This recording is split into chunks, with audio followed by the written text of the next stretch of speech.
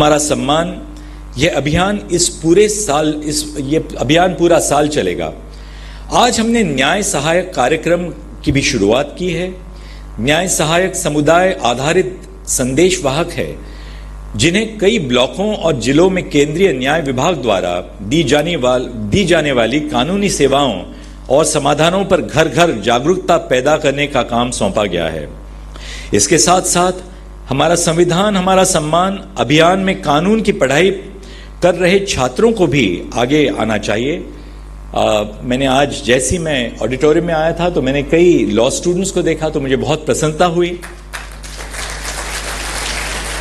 प्रत्येक छात्रों को 10 व्यक्तियों तक इस अभियान को लेकर जाना चाहिए तथा उनमें से प्रत्येक को आगे 10 लोगों तक इसे पहुंचने में प्रेरित करना होगा, यानी ह्यूमन चेन बन जाएगी। ये भारत के मुख्य न्यायाधीश होने के नाते मेरा कर्तव्य है कि कतार के सबसे अंतिम व्यक्ति को भी यह भरोसा दिलाऊं कि न्यायालय आना आपका संवैधानिक अधिकार है। अदालतों के फैसले सरल भाषा में उपलब्ध हो रहे हैं। इस बात का भी मेरा प्रयास जारी है कि अदालतों के फैसले आम नागरिकों के लिए अधिकतम क्षेत्रीय भाषाओं में उपलब्ध हों। जब मैं अपने निर्णय का क्राफ्टिंग करता हूं, जब मैं अपने निर्णय लिखता हूं, खासतौर पर शनिवार और रविवार को, तो मैं हमेशा ये सोचता हूं कि ये जो मैं निर्णय दे रहा हूं सर्वोच्च न्यायालय में, ये किसके लिए है? क्या वकीलों के लिए है?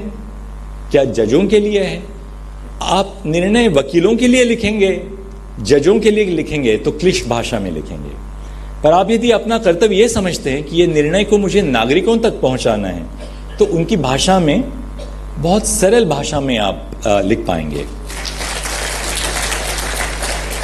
हम जिला एवं तालुका न्यायालयों को संवेदनशील बनाना चाहते हैं, क्योंकि यह इंसाफ की पहली सीढ़ी है। हम इस बात पर कई प्रयास कर रहे हैं कि जिला एवं तालुका न्यायालयों की स्थिति को सुधारा जाए एवं उनकी इमारतों को आधुनिक युग के अनुरूप बदलाव किया जाए।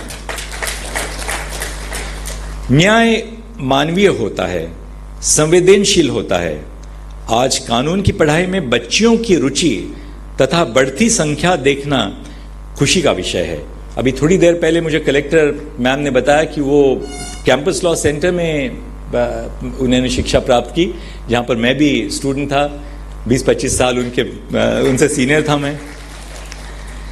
जिला न्यायालयों में महिला न्यायाधीशों की बढ़ती संख्या भी बेहद उत्साहजनक है। मैं आपको बताना चाहता हूं कि पिछले कुछ वर्ष में कई राज्यों में सिविल जज जूनियर डिवीजन के पद के लिए चयन में महिला न्यायाधीशों की संख्या 50% से भी ज्यादा है। अभी थोड़ी देर पहले मुझे मुख्य न्यायाधीश श्रीवास्तव साहब ने बताया कि राजस्थान राज्य में 1400 जो संख्या है डिस्ट्रिक्ट जुडिशरी की, उसमें 560 से अधिक महिलाएं हैं। आखिर में यह कहना चाहता हूं कि संविधान के 75वें वर्ष में हमें यही सुनिश्चित करने का प्रयास करना चाहिए कि संविधान के मूल्य हमारे जीवन में मूलभूत परिवर्तन लाएं, उन समुदायों को मुख्य द्वार में ले आएं जिसकी कल्पना संविधान निर्माताओं ने की थी। इन्हीं शब्दों के साथ मैं अपनी बात पर विराम देता हूं एवं आप सभी को शुभकामनाएं प्रेषित करता हूं। आखिरी में मैं ये भी कहना चाहता हूं कि मेरी थोड़ी बहुत मराठी मिश्रित जो भाषा है, मराठी मिश्रित भाषा है, उसको आपने बहुत गौर से सुना। आपके बहुत बहुत धन्यवाद।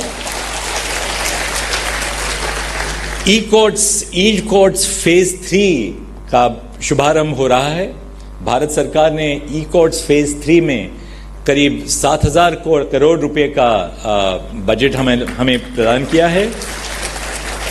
ई कोर्ट्स फेज 3 के माध्यम से मैं सोचता हूं कि बीकानेर को वीडियो कॉन्फ्रेंसिंग में सुविधा मिलेगी।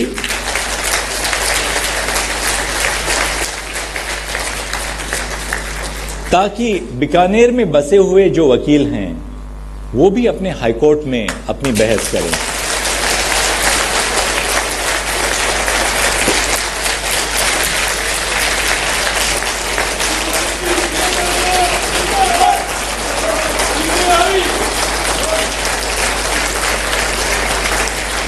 मैं अक्सर ये कहता हूं कि हमारा जो सुप्रीम कोर्ट है, सर्वोच्च न्यायालय है, वो बसा हुआ तो तिलक मार्ग पे है, तिलक मार्ग पे बसा हुआ है।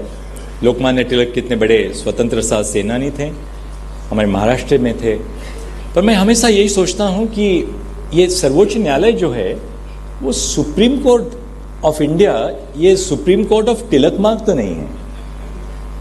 और यदि हम इसको सुप्रीम कोर्ट ऑफ तिलक मार्ग से असली रूप में सुप्रीम कोर्ट ऑफ इंडिया बनाना चाहते हैं, तो वो कैसे लोगों तक पहुंचे। और तकनीकी की वजह से जब केरल से कोई जूनियर हमारे सामने प्रकट होता है, या कोई मेघालय से कोई महिला प्रकट होती है, राजस्थान से कोई, बहस भी ना करें, हमें देखते हैं कि क्या बहस कैसे हो रही है कोर्ट में। कि मेरा छोटा सा मामला है, लैंड रेवेन्यू का मामला है, मेरे जमीन का मामला है, क्या ये जो जज साहब हैं ढंग से सुन रहे हैं कि नहीं हमें। तो ये जो एक कॉन्फिडेंस पैदा करता है लोगों में, इसकी बहुत ज़रूरत है। और मैं सोचता हूं कि वैसे ही हाई कोर्ट ऑफ राजस्थान केवल हाई कोर्ट ऑफ जयपुर और हाई कोर्ट ऑफ जोधपुर नहीं है, पूरे राज्य का हाई कोर्ट है। और इसको हम तकनीकी के माध्यम से हर नागरिक के घर में और दिल में बसा सकते हैं, ताकि आज का ये जो समारोह है, इसका जो मतलब है, उसका श्रेय जो डिपार्टमेंट ऑफ जस्टिस ने को हमें देना चाहिए, वो हर नागरिक तक हम पहुंचा सके। नमस्ते, धन्यवाद।